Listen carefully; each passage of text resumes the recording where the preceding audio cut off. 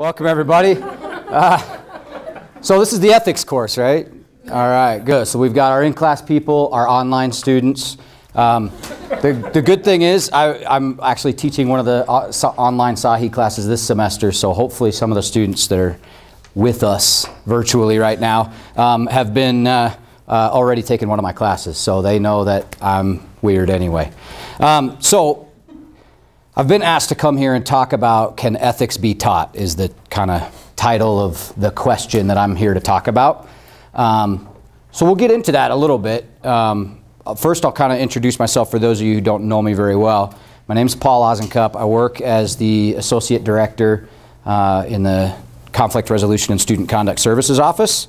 And my job primarily is I meet with students who get themselves in trouble here at the university, either with the police or staff or whatever. So it could be in the classroom, it could be downtown in Fort Collins. Really anywhere. So I meet with students all the time that make mistakes and then determine what do we have to do to hopefully correct that, prevent it from happening again, keep the university safe and that kind of thing.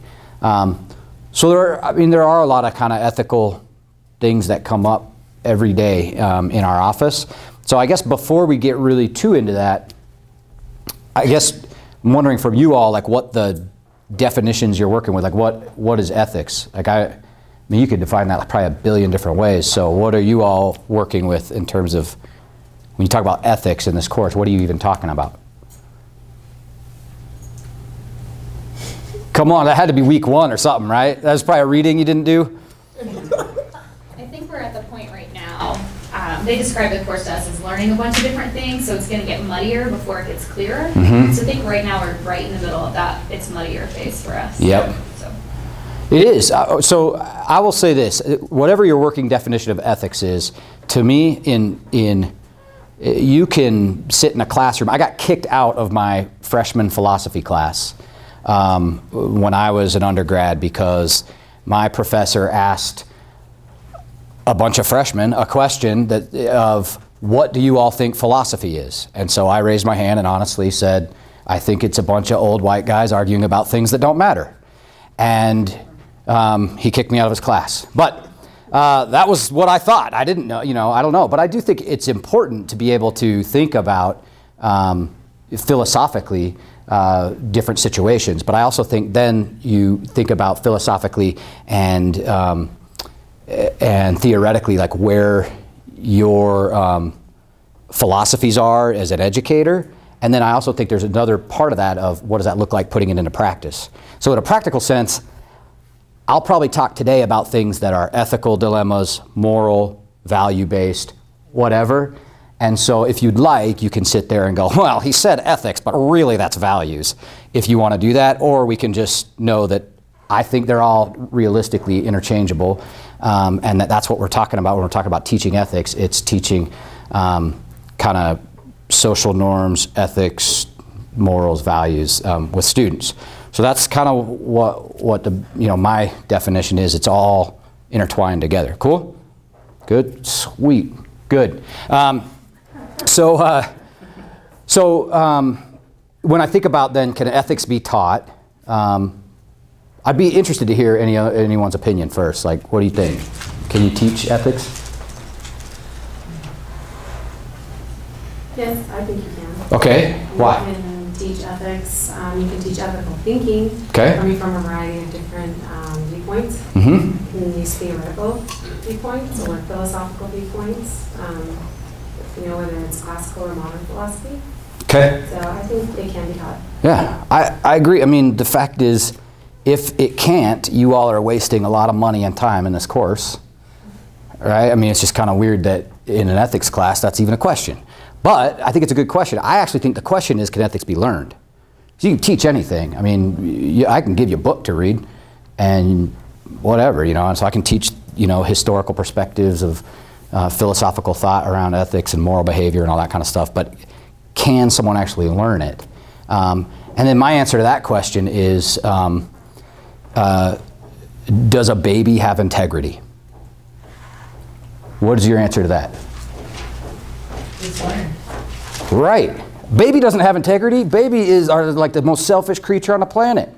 right? Anything up until you're like 2, it's just like mine. Man, you just grab what you want. You color on what you want. You poop where you want. Like, it's all about you and survival, and it doesn't really matter. You don't care about other people and whether or not you're bothering them. It's like, I'm hungry, I cry. I'm, sleepy, I cry. I want that, I grab it. And then you learn over time behavior, that my behavior affects other people, and this is some of the standards that we have. So to me, I think the simple answer is yes, ethics can be taught and learned. And I just think about babies, that basically that to me proves my point. So there's probably a lot of research out there, but I just kind of think more in terms of, well, babies are selfish, and then they somewhat learn to be able to share as they become 3, 4, 5, 19 years old. And so I think working under the premise that, yes, ethics can be taught and learned, I also don't think I would have a job if that weren't the case. Because a lot of ethics and being ethical, it's about behavior, and so that's what I deal with every day is students' behavior. So to give a couple of ideas of how we do that in my office and how we attempt to do that, one would be we have, when a student makes some kind of mistake, maybe they're arrested or written up in the residence halls or something like that for something, we will meet with them for a disciplinary hearing in which make sure they understand what the rules are, of CSU, and make sure they understand that. But it's a lot more than that, and there actually is a lot of research that shows, if we assign a student to do something like, okay, you've broken this rule, so now you're going to take this class or whatever, the #1 predictor of whether or not they'll get any value out of that class we assign or whatever required sanction we give, if you're an ARD and you already know the answer to this, don't chime in from training, but what would you think the #1 predictor would be for whether or not a student gets anything out of a required sanction or punishment, as students like to call it? It could be age of the student, it could be the type of violation, the type of workshop, anything that you could think of. In the college setting, in college disciplinary setting, the #1 factor is whether or not they feel like there was a value in the disciplinary hearing itself. So they could come in and meet with me, and I could go, well, it's pretty clear, man, you broke the rules, so go do this class. And we could be done with that in 10 minutes. And I could probably do any hearing. I mean, there are some hearings that there's a lot of detail, and I really got to figure out, did the student violate the policies or not? And there's other hearings that, whether or not they violated the policies is pretty clear within the first 10 minutes. And there are plenty of universities that are just conduct factories, 15-minute hearings, you get in, here you go, here's your sanction, you violated the policy, go do this. But research tells us that if the student's going to get anything out of what you're requiring them, it's because they found value in the actual disciplinary hearing. So what are we doing in those hearings and then in the sanctions? We're trying to get students to take responsibility for their actions, to buy into whatever the required sanction is going to be, to see how their actions may have affected other people. And so all of those things within the sanction, within the disciplinary hearing, all of those things are, I think, teaching ethics. Yeah. And maybe they just want to feel like their point of view was understood. Absolutely. They admit that it was wrong. They just want absolutely. where they were coming from. Yep. I have students all the time come in and tell me that they're disputing all the charges. Like, I didn't do any of this, I'm disputing it. I'm like, okay, well, you'll have a chance to talk about that. And so then they tell me their whole story, and they basically tell me that they did do all those things. And I'm like, well, it sounds like, I mean, technically, it sounds like you've kind of said that you have done these things. It just, you wanted to share the context in which it occurred. And they're like, yeah. And so that, next semester in my class, we'll learn a lot about where that comes from, and there's theory behind that. But yeah, so I think feeling heard, buying in, getting a chance to really accept responsibility, and also seeing, how they may affect other people. I mean, you can teach that. So I'll give you a couple examples if that would be helpful. We had a couple, well, there was a situation where a snake had gotten into a classroom, into a big, like, 150-person lecture hall. And so people in the back of the room just screaming, you know, ah, snake. And it looked a lot like a rattlesnake, big, long snake in the classroom. And so this woman who grew up on a farm, she knew it was a bull snake. So she reached down to grab it, you know, and get it out of there. It's just tough, you know. I would have been like, ah! But that's just me. But you know, she reached down and grabbed it, but she got bit. Snake bit her. It was somehow it was on the news because then this guy came up. So then snake got away from her. This guy came up, put it in a bag, took it out of there. He was the hero.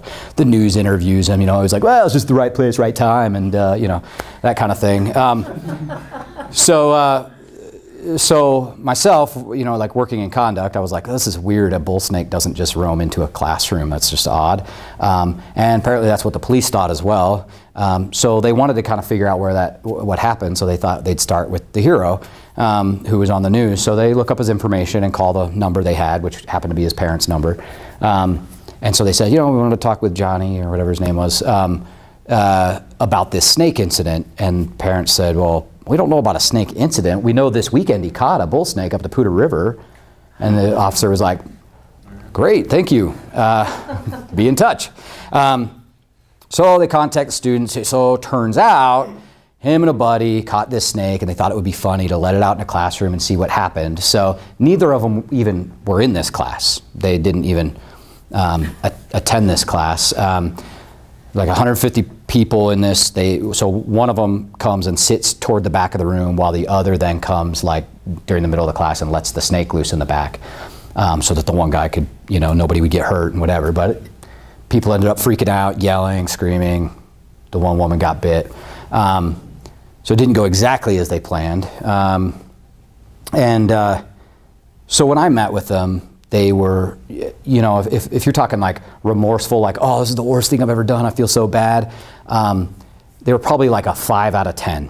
You know, they were like, they took responsibility, like, yeah, we did it. It was probably pretty stupid, but, you know, it's a prank. You know, we're sorry the girl got bit. That sucks, and you do what we can, you know, but it's a prank. But then as we started talking a little bit more about who else might have been affected by that, well, there was a whole day wasted the professor planned for that course.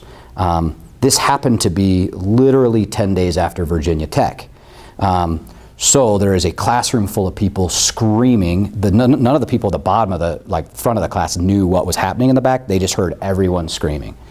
So all of a sudden these guys are going, oh man, this is a lot different. The police were coming to the scene ready for business, because all they heard was people are screaming in this classroom. On their way, they got more word of what was going on, so they were able to kind of chill. And so just there's a lot more kind of harm being caused than they originally really thought about. So from our conversation, I think they moved a little bit more toward, okay, I'm starting to understand the repercussions of my actions a little bit.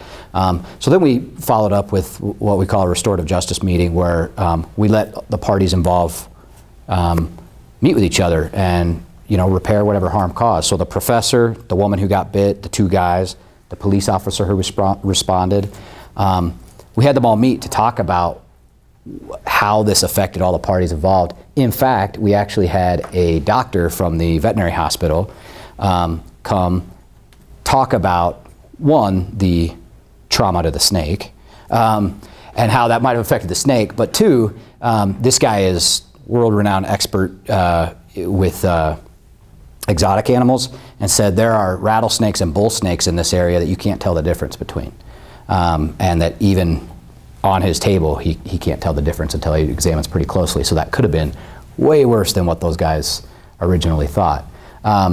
So I do believe, I mean, our process from start to finish, we never saw those guys again. We've had, I've seen those guys on campus later, and I know that they have learned a lot from that. And at the very least, they learned that small decisions I make affect people in a broad way. At another situation where a student was found face down in somebody's front yard. It's about 3 degrees outside. He had one shoe on, one shoe off. It was midnight. And it was a family that lived there. And the daughter, who was in high school, came home around midnight and saw him there and was worried about him. So she woke him up. He gets up. He's belligerent. He starts arguing with her. She goes into the house. He barges into her house. Mom and Dad wake up, come down the stairs. Him and Dad get in a scuffle. Police come. He spits in the police officer's face. I mean, just a really nasty scene. And so, again, we were able to get him. I mean, he felt awful, you know. Him, the officer, the whole family together to be able to talk about, obviously this was bad for him. You know, he got in a lot of trouble, and this really affected him and his family. But to hear how it affected that family, where you got a high school student who, for a couple of weeks after that, was sleeping in her parents' bed because she was just afraid. A family who said, we've lived in Fort Collins our whole lives. We never really even used to lock our doors and even think twice about this being a safe community, and now we're kind of on edge. And he was able to hear kind of how his actions now have affected them in pretty major ways. Since then, he's volunteered every year for the community welcome at the beginning of the year. He, through his meeting with me, and also he wanted to get some alcohol treatment, and so he's been able to do that as well. And we've never heard from him again, in a negative way. So people can self-correct. You know, they can learn from mistakes, and I think learn decision making and how to be in a community in a more ethical way. So I mean, I think, you know, in student affairs there are ethical, moral, value-based issues that we face all the time. I think as students in jobs that aren't student affairs and student affairs, I mean, and things from really little things like my office has a couple of laptops, and I've had my office's laptop at my house for probably 2 months now. And I'm basically using it as a personal computer at home, but I also have to work from home a lot, so I'm like, I don't know, is it bad that I'm like keeping our office computer hostage at my house? I don't know, that's kind of a little, you know, a dilemma, right? But then what we were just talking about is a bigger one, of what do I do with this woman that I'm concerned about. So I do believe, I see almost every day, and definitely many times a semester, where students are learning ethical behavior, and learning what their values are and being able to prioritize certain values over others. I also think that when people act and behave in a way that seems immoral or unethical, I think it's wrong of us to assume that it had anything to do with whether or not they're an ethical person. Like, I think there are a lot of times where people behave in a certain way because of a mental health issue or a substance abuse issue, or, you know, other, you know, family types of situations. So doesn't necessarily mean that someone is unethical, immoral, or doesn't have any values, but there might be some other underlying issue. So, and I think, I'm sure you probably either are or are going to be learning about some of the cultural differences in norms and laws and rules and ethics and that kind of stuff, but we see that a lot too with international students. I had a couple engineering students that had a senior design project where they had to create like a robot that would climb a ladder, right, for engineering. And so they paid a guy to do it for them. And this was a big deal for the engineering department. The engineering department is like, that's a large class and that's a large project you were supposed to do, and you basically paid a dude to do it. So these guys came in and said, we're disputing, we don't think we did anything wrong. Yeah, we paid a guy to do this for us, but I don't think I did anything wrong. Because where they're coming from is, when I go back to Saudi Arabia and get a job, I will be paying people to do things for me. And so I don't see what the issue is here. I'm basically being resourceful and outsourcing labor. And so that's where they were coming from, and where I was coming from is, well, here at Colorado State University and in the U.S., that is a completely different set of norms and behaviors. So, so there are a lot of different issues that we face all the time. I think as supervisors, when you work in student affairs, you're going to have a lot of issues with people that you supervise, and I don't think there's a area of this type of work that you will not ever deal with any ethical issues. So I sure hope that you'll be able to teach ethics and that others will be able to learn ethics. So any questions or anything like that?